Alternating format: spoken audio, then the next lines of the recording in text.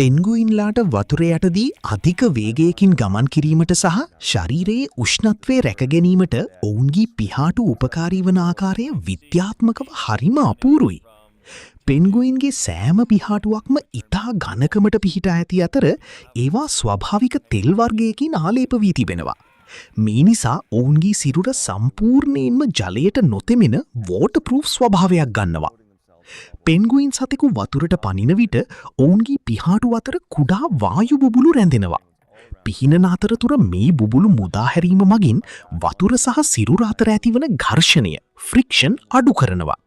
මේ හරියට ලිහිසි ද්‍රව්‍යයක් ලුබ්‍රිකන්ට් වගේ ක්‍රියා කරන නිසා ඉතා අඩු ශක්තියක් වැය කරමින් වේගයෙන් ඉදිරියට යාමට උන්ට පුළුවන්. ශක්තිය ඉතිරි කිරීම සාගරයේ දිගු දුරක් ගමන් කිරීමට සහ ගොදුරු දඩයම් කිරීමට මේ බුබුලු තාක්ෂණය ඔවුන්ට විශාල සහනයක් වෙනවා. මේ අපූරු ස්වභාවික හැඩගැසීම නිසා පෙන්ගුයින්ලා පෘථුවියේ සිටින දක්ෂතම සාගර ජීවීන් පිරිසක් බවට පත්ව තිබෙනවා.